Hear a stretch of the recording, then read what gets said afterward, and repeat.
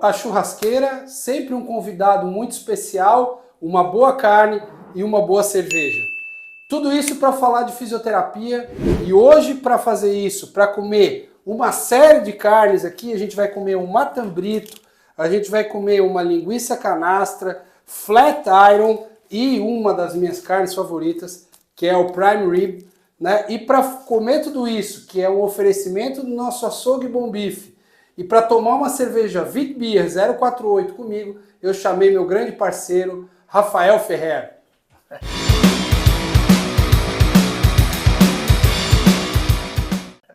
Boa noite, Fábio. Rafa, prazer te receber na minha casa. Você é um irmão que a fisioterapia esportiva me deu. E a gente já estava ensaiando isso faz tempo, né? Que eu estava te devendo.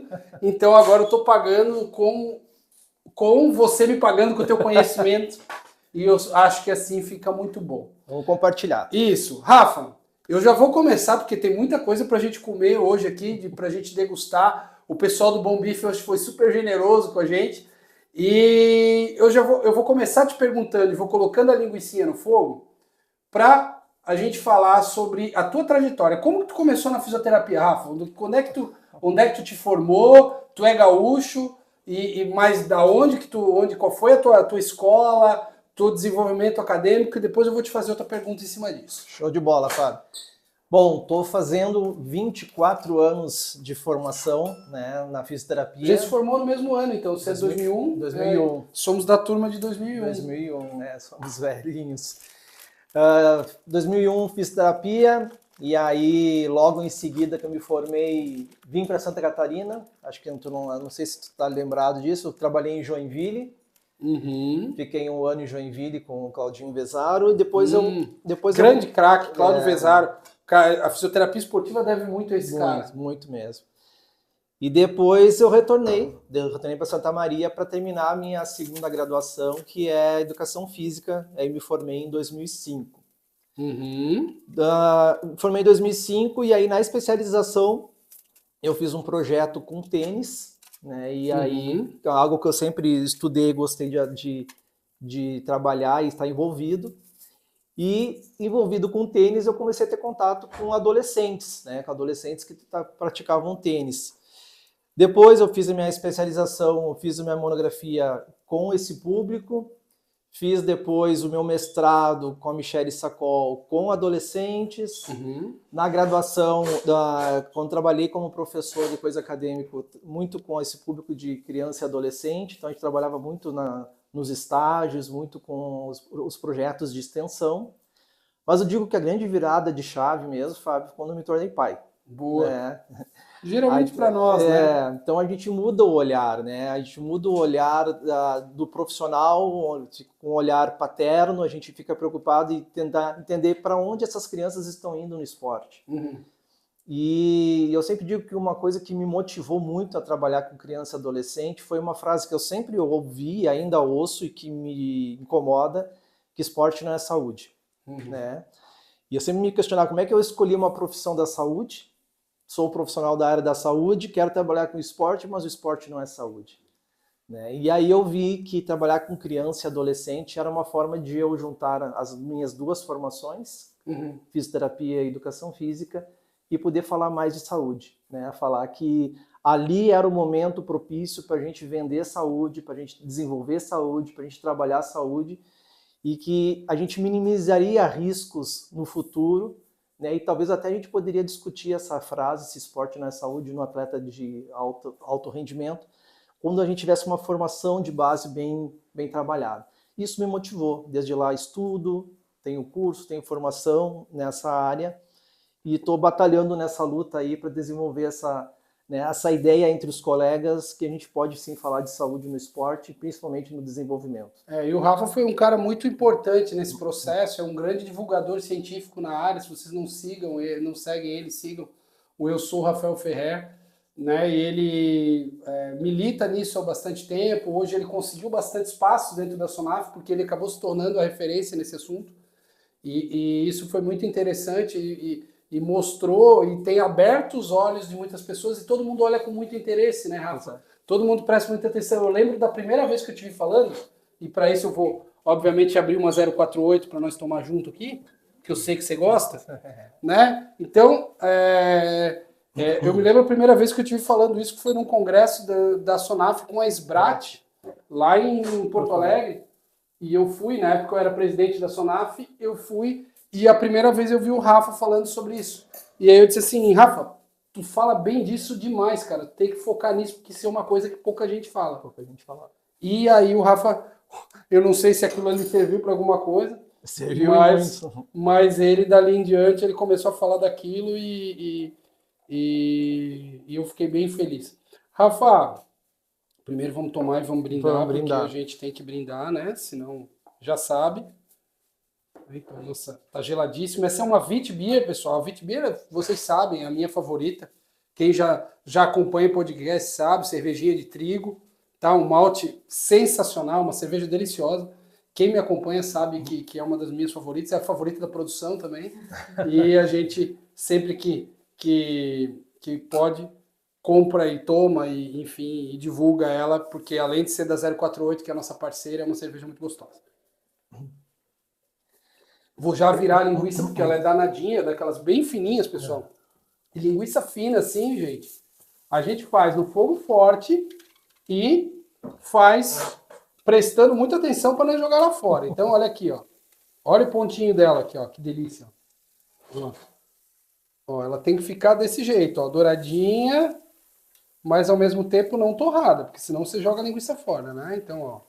Tá no pontinho certinho ali, que é o que a gente gosta. Mais ou menos aí 5 minutinhos para um lado, 5 minutinhos para o outro, um fogo forte.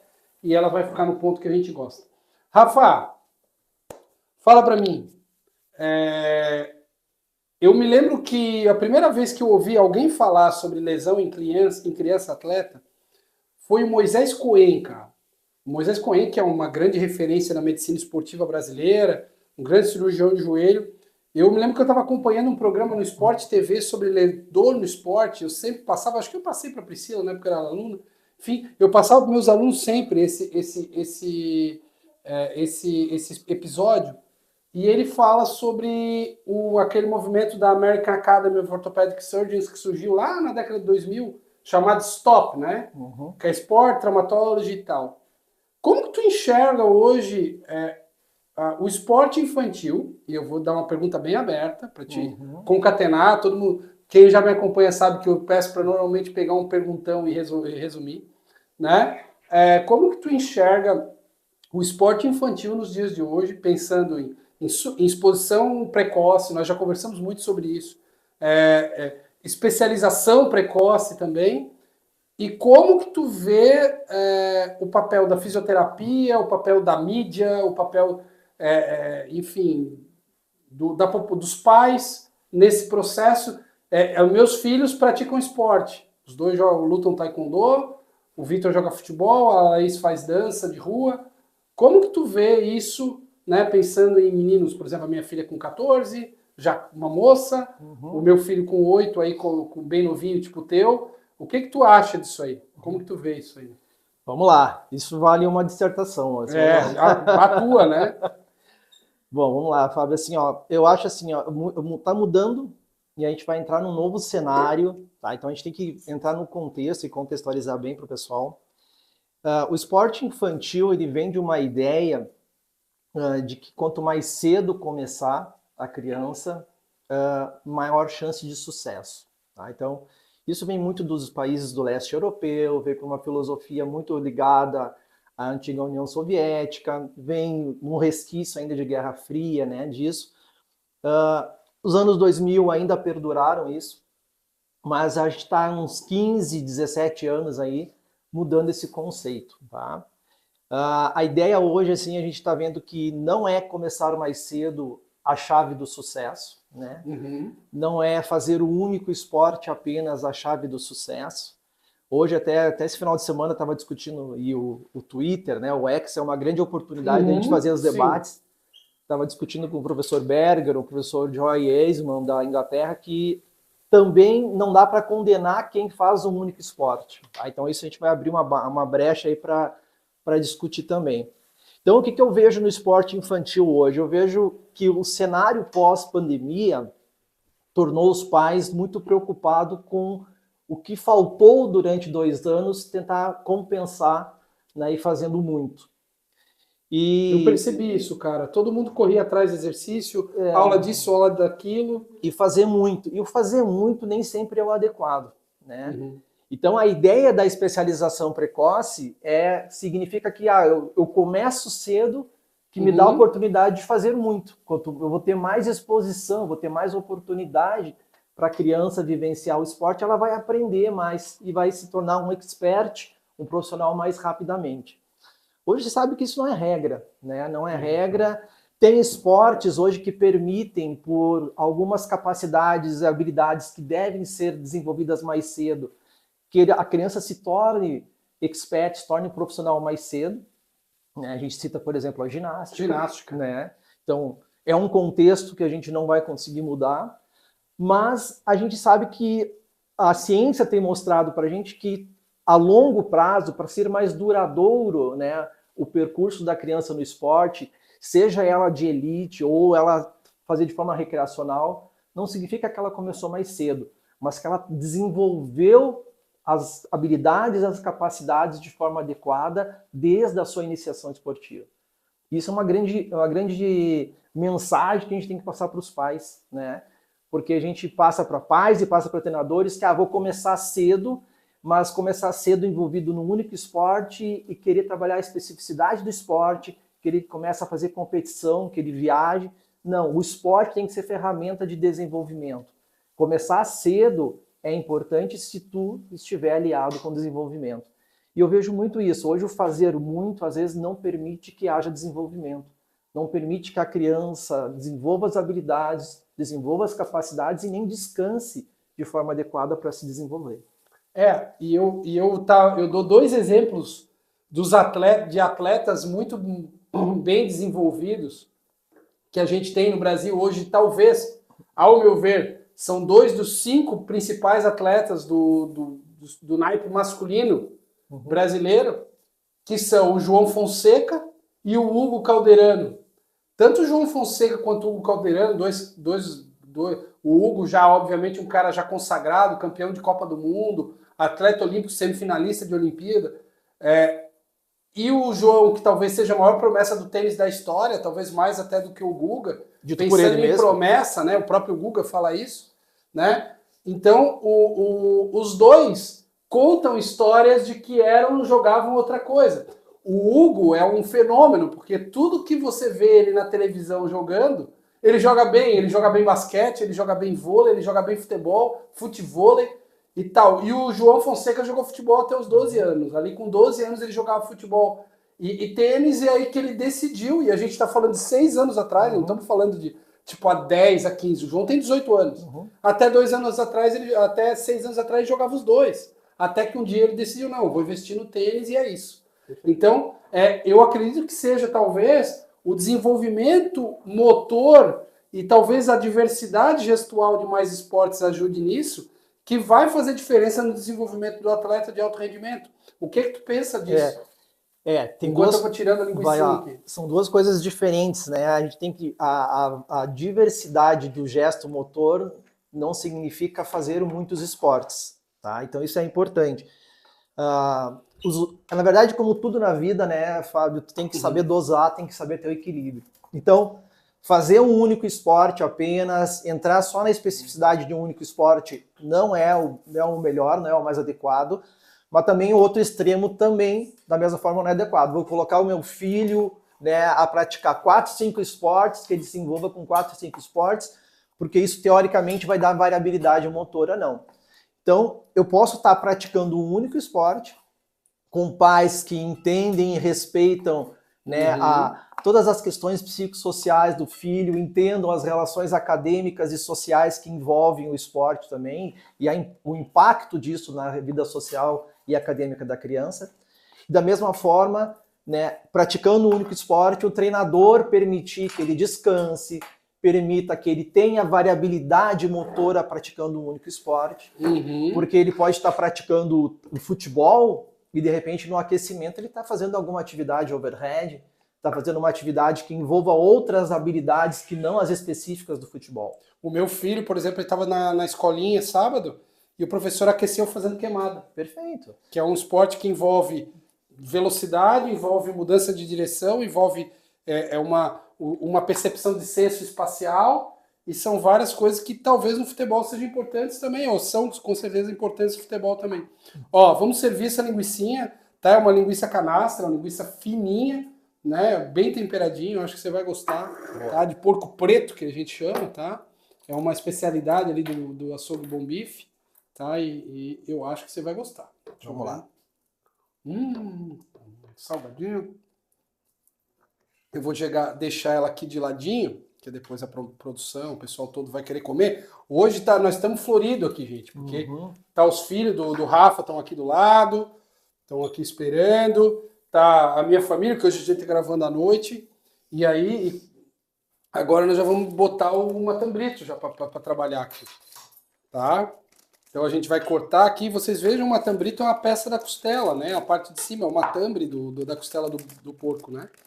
E é uma carne que a gente só basicamente dá uma diamantada nela aqui no início, né? Então, ó, dá aquela quebrada aqui para facilitar o processo da queima da gordura, né? Ó, faz essa diamantada aqui e coloca para assar, e é rapidinho dos dois lados aqui. Ó, jogou aqui e rapidinho vocês vão ver que tá pronto. A gente vai conversando aqui, eu e o Rafa, tá? Eu só vou usar o sal aqui. Esse aqui eu tempero primeiro, para pegar mais sal. Salzinho e limão. Sucesso. E sucesso, tá? Rafa, tu falou sobre prática esportiva infantil, cuidados que a gente tem vendo, e a gente está vendo cada vez mais surgir talentos precoces, né? Nós falamos, eu e tu tava falando outro dia sobre o Lamine Yamal, que é um moleque de 17 anos de idade, e hoje com 17 para 18 é um real concorrente a ser melhor jogador do mundo hoje. Muito em breve. Para mim, ele é o melhor jogador do mundo do ponto de vista técnico do Brasil, do mundo hoje, no futebol. O próprio João, né? E a gente vê cada vez mais talentos muito precoces despontando, né? O Lucas Bergman, da Seleção Brasileira de Vôlei, que é um menino super novinho também.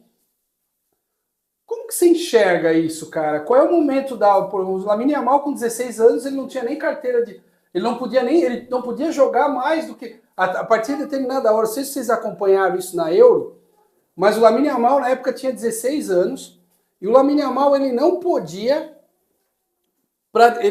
jogar após as 10 da noite. Então era por obrigatoriedade, tá? Por obrigatoriedade, o técnico da Espanha tinha que tirar o Lamine Yamal a partir das 10 horas da noite, porque ele não podia jogar, porque ele era criança. Então, como tu vê essa exposição, né? A que ponto? Será que nós estamos indo cedo demais? Mas como segurar um moleque desse que é um dos melhores jogadores do mundo com 16 anos? Foi essa discussão, na verdade, discussão saudável, né, que eu tive após o Congresso de Fortaleza com a Raíssa, né, com a La Safadinha, né, que até eu participei também de um podcast e a gente estava conversando sobre isso. Tá? A própria Fadinha, que foi medalhista olímpica. Eu digo sempre assim, o talento, a gente tem que lembrar que o talento tem muito da genética, né, tem muito do treinamento, e que o talento ele deve ser identificado, não selecionado. Que o grande problema da gente trabalhar com talentos é a gente pensar que os não são talentosos são descartáveis, que não fazem parte do contexto. Eu digo sempre que nós, profissionais da área da saúde, a gente tem hoje recursos e estratégias bem estabelecidas para identificar o talento. E identificado o talento de forma precoce, nós temos a obrigação de monitorar e cuidar desse jovem talento. Então, quando a gente fala de fatores de risco de lesão, controle de carga, controle de fatores psicossociais, a gente tem que redobrar, triplicar a atenção no jovem talento, porque ele vai estar exposto a isso. Vai estar exposto a maior cobrança dos próprios pais, vai estar exposto à cobrança maior dos próprios treinadores. E a gente saber entender se esse jovem talento, num contexto social, ele é importante que ele seja trabalhado e seja fomentado, ou que a gente possa, de repente, em alguns momentos também retirá-lo. Aí eu trago um outro exemplo do tênis, que são as irmãs Williams, né? Que é um grande Pra exemplo quem nunca disso. viu o filme lá do King Richard, assistam, porque retrata muito disso, né? Que é um exemplo de um pai que é treinador e que viu que no momento onde elas estavam despontando, no juvenil, que era o talento delas, era, né, sobressalente aos demais, que elas iam ganhar tudo, que elas iam vencer tudo, eles não, vão dar um tempo. Vão dar um tempo que eu sei que vocês, nesse momento, não precisam ser tão expostas, tem muita questão envolvida aí que a gente perde o controle e retirou. Então, acho que é muito individual, muito caso a caso, mas sempre que a gente identificar um talento, a gente tem que, como profissional da área de saúde, ter estratégia para monitorar e cuidar mais de perto. E eu acho muito legal aquela cena do filme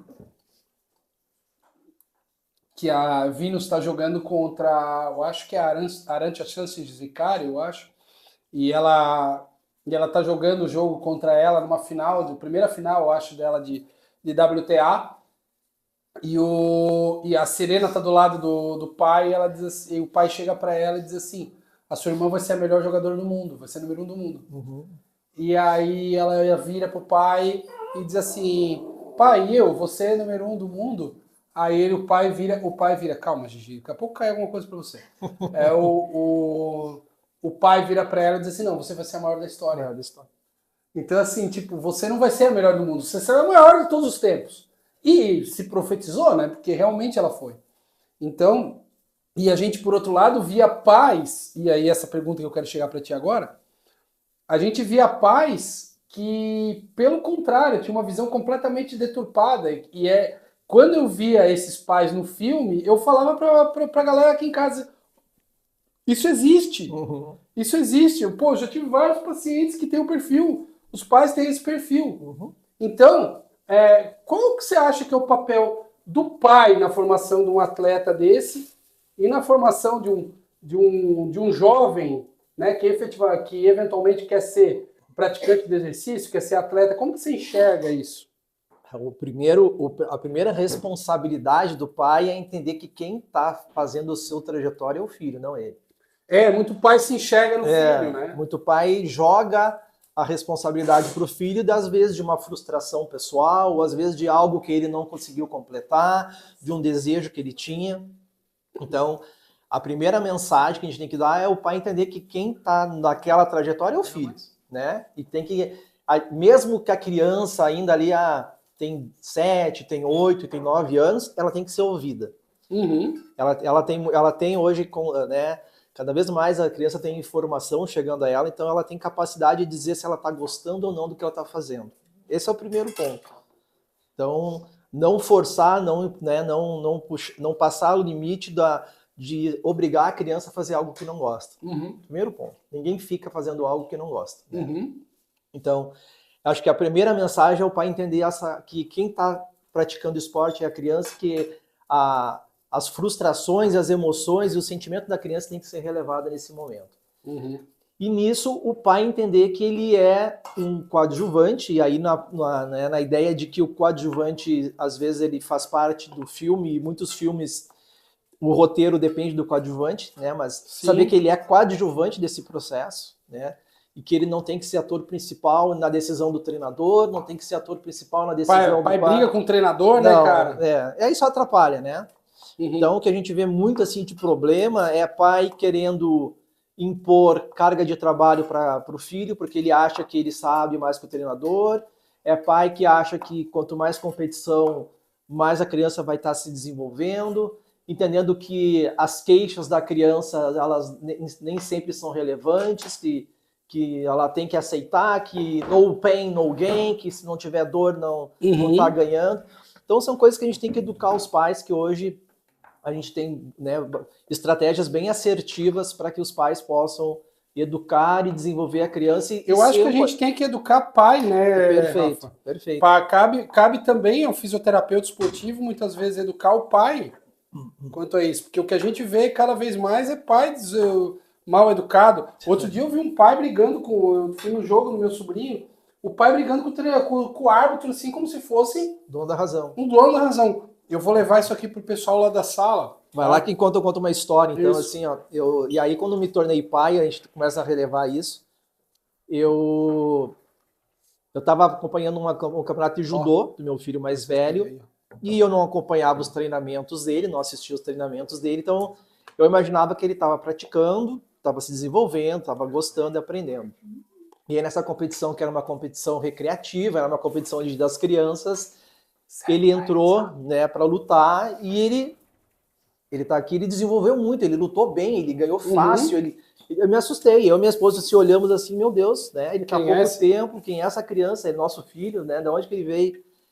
E aí a gente começou a ficar assim, aquele sentimento de pai orgulhoso, né, de querer incentivar, e vai, bate, derruba, e opa, nós somos profissionais da saúde, vamos acalmar, deixa esse, né. Porque a esposa do Rafa é físio também. Também é físio.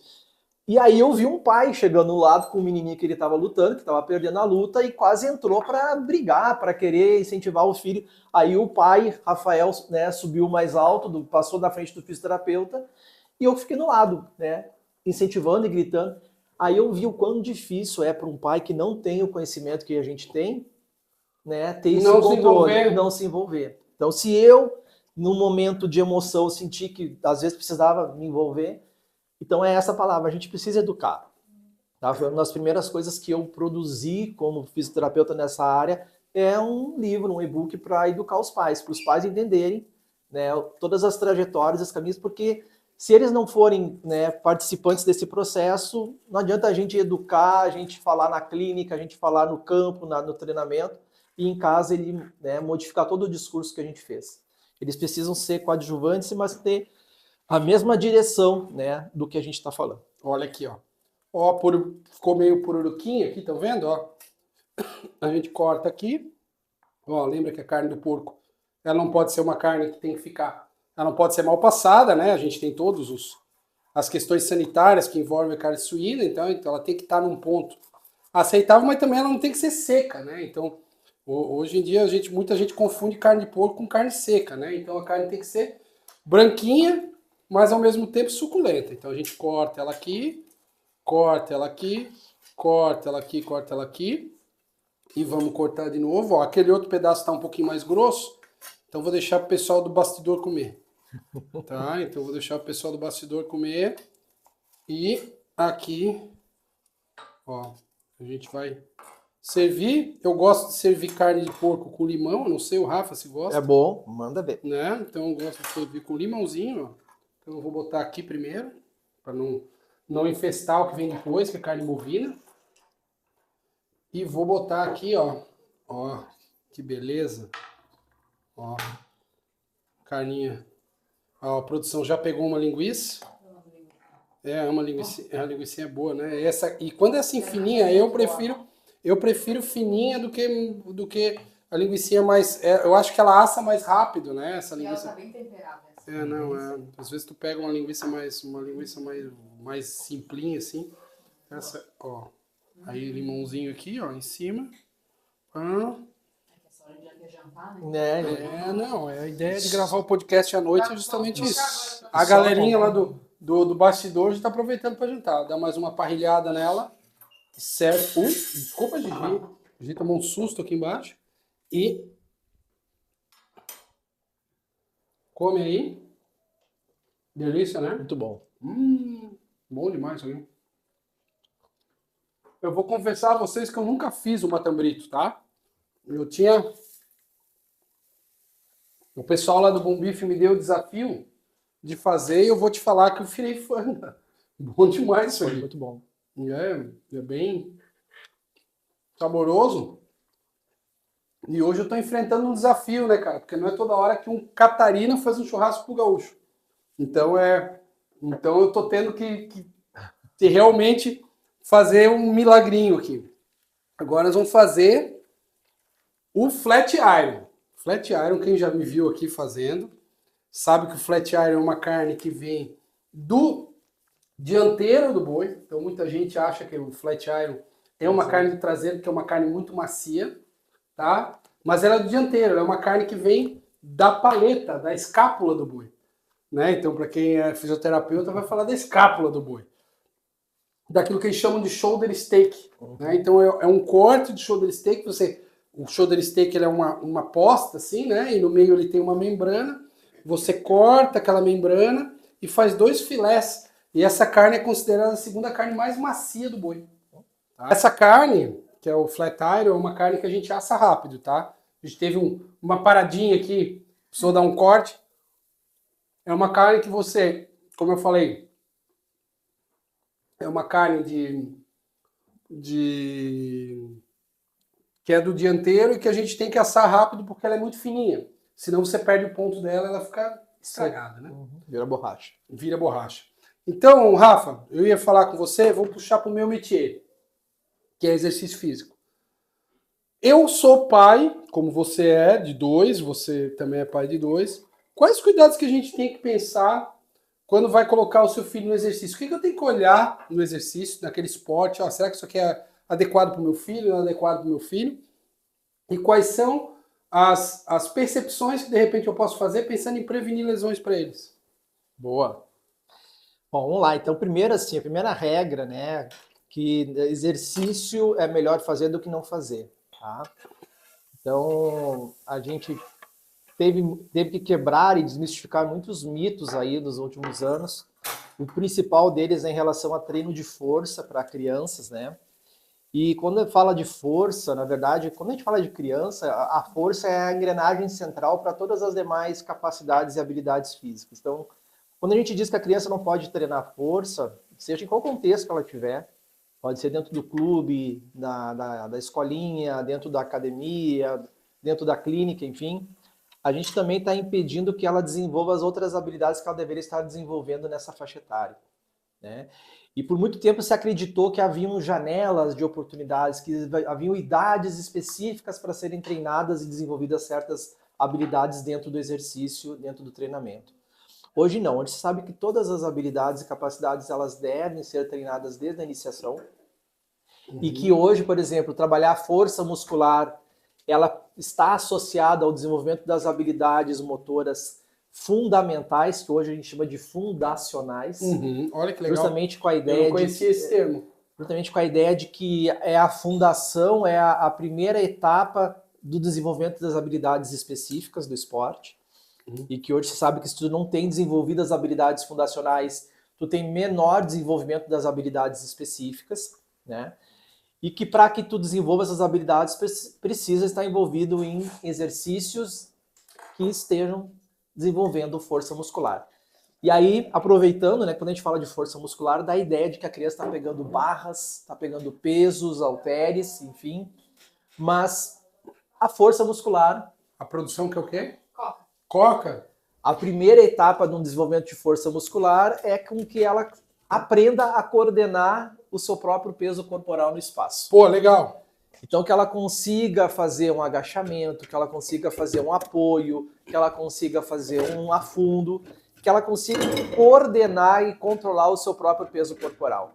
Então quando eu falo que criança precisa treinar força, primeiro associada a essas habilidades fundacionais e que ela aprenda a coordenar o seu corpo, né? Primeiro, antes de pegar qualquer implemento externo. A Coca não está me patrocinando. Por enquanto. Mas hoje temos crianças, então pode. Então, assim, ó, todo exercício físico na infância, ele deve estar focado na ideia de desenvolvimento e treinamento de força muscular. E trabalhar força significa desenvolver essas habilidades, primeiramente, educando a criança a controlar o seu peso corporal. Porque é que eu vejo na clínica, Fábio, tu deve ver também, assim, adolescentes, adultos, que às vezes tem uma dor femoropatelar, tem uma entorse de tornozelo, aí tu pede para fazer um agachamento, ele não tem um controle motor para fazer um agachamento. Tá correto, pô? Tá perfeito. É o ponto correto. Quem gosta diferente tá incorreto, né? A produção, não. Mas a produção já tá aprendendo. Ah, produção. A produção comeu até...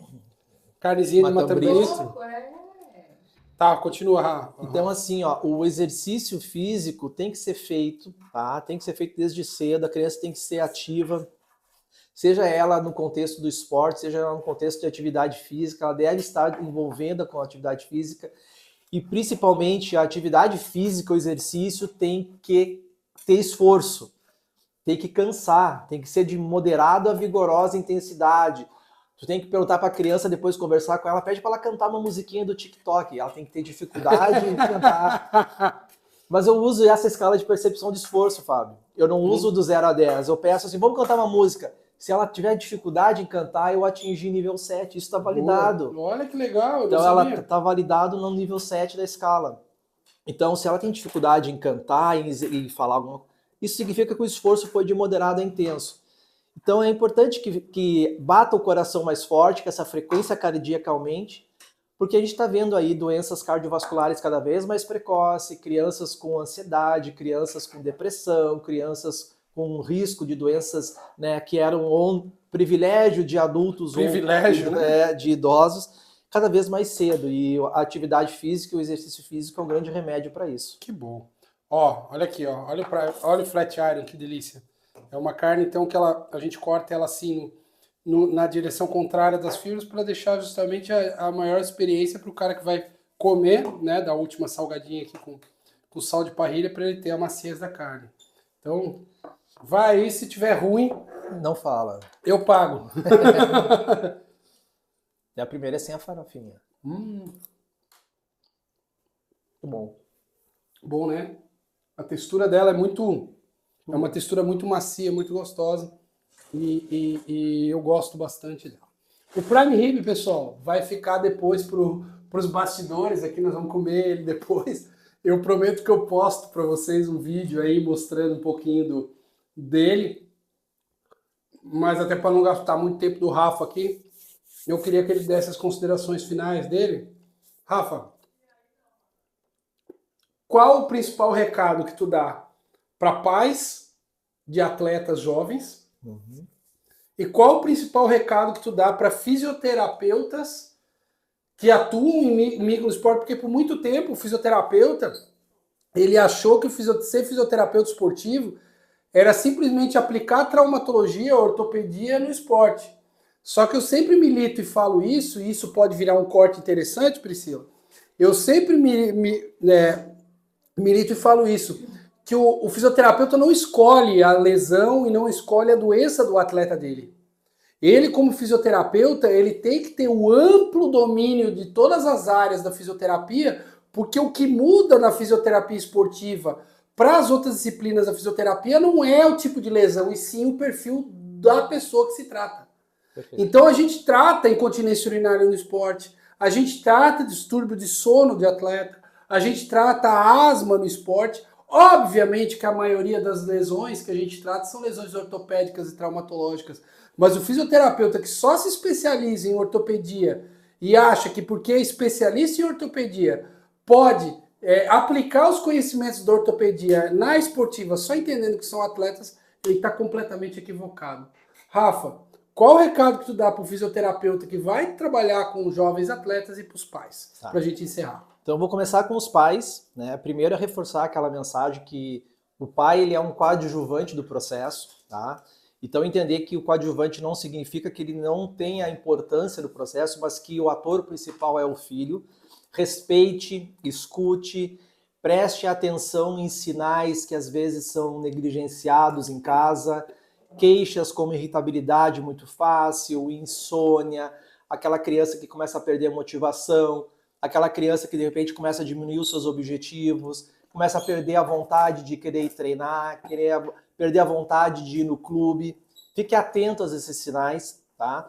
Perceba que a criança tem que ser motivada, ela tem que estar fazendo o que gosta para ela poder estar se desenvolvendo. Que o grande norte de todo do esporte, seja ela profissional, seja ela recreacional, a criança tem que estar motivada e gostando do que faz. Né? Eu acho que todo mundo, né? Na verdade, mas a criança ainda mais. Ainda mais, né? Ela tem que estar motivada e gostando do que faz. Porque se a criança for profissional, o período que ela vai ser profissional não vai ser tão longo. Ela vai ter que necessitar continuar trabalhando e desenvolvendo o esporte depois. Eu vou te trazer, então, um parecer meu antes de falar dos físios. A Laís, minha filha, faz taekwondo desde 6 anos de idade. Não, 8 anos, 7 anos de idade, 7 para 8. E a Laís, chegou um momento ali, quando ela estava na transição criança-adolescente, que a gente percebeu que ela sempre adorou ir pro taekwondo. Que ela percebeu, a gente começou a perceber que ela estava inventando desculpa para não ir, que está muito cedo, que está muito tarde, que está muito chuvoso e tal. E a gente percebeu, filha, você não quer ir mais? E eu percebi que ela não queria mais deixar de ir muito para não decepcionar a gente, E um professor que era muito querido por ela, é muito querido por nós todos. E a gente, filha, ele vai entender, e tá tudo certo, a gente vai entender, se não quiser mais, vai fazer outra coisa. E aí ela parou e foi jogar basquete. E aí no final do ano passado, aliás, no início desse ano, ela falou um dia, nós conversando sobre taekwondo e falando sobre outras coisas, ela falou, rapaz, eu acho que eu quero voltar. E eu acho que eu quero voltar pro taekwondo. Eu disse, filha, eu sempre achei que um momento tu ia voltar, porque isso faz parte da tua essência. Tu sempre teve isso numa coisa. E hoje ela sai para ir pro taekwondo, ontem eu já perguntou para ele, pai, eu posso ir treinar amanhã de manhã também? Perfeito. E ela acabou de treinar. Então, assim, hoje ela realmente voltou a gostar do jeito que efetivamente Não, ela e é gosta. isso, né, Fábio? Assim, então, não forçar, porque às vezes o forçar, pressionar, tu gera o abandono. Eu tenho vários casos de pacientes que relatam que não querem mais saber nem de esporte na televisão, de se sentir tão pressionado, porque se sentiram forçados a fazer aquilo, né? E para os fisioterapeutas, é bem essa mensagem que o Fábio comentou, que a gente tem que pensar numa abordagem holística, né? A gente tem que pensar no corpo, mas pensar nas questões psicossociais juntas. E principalmente, independente do contexto que você está envolvido, se você é fisioterapeuta de clube, se você é fisioterapeuta de escola, se você é fisioterapeuta de escolinha, de clínica, criança e adolescente tem que estar envolvida num ambiente de aprendizagem. Então você também é educador, é uma coisa que eu sempre falo. Eu não sou educador físico. Você que trabalha com criança e adolescente, você é um educador. Quando você está prescrevendo um exercício físico no contexto de reabilitação, você também está fazendo parte do processo de aprendizagem motor. Então estude aprendizagem motor, estude desenvolvimento motor, estude maturação biológica para entender como é que o corpo responde ao estímulo do exercício físico, né? A gente falou de lesões e doenças, era muito voltada a questões ortopédicas, né? E são lesões e doenças conhecidas e conceituadas há mais de 100 anos. O Osgood-Schlatter foi no início de 1900. Olha só. Nós estamos há 3 anos, né, e tem grupos de pesquisa estudando que as apofisites, na verdade, elas são quase umas tendinopatias. Então são insights aí para o futuro. Comece a trabalhar também as lesões de placa de crescimento pensando em tendinopatias, porque os mecanismos são similares. Só que a gente está falando de um tecido que está em desenvolvimento e está em processo de aprendizagem. Muito bom, dá mais outro podcast só falando sobre os apofisites, né?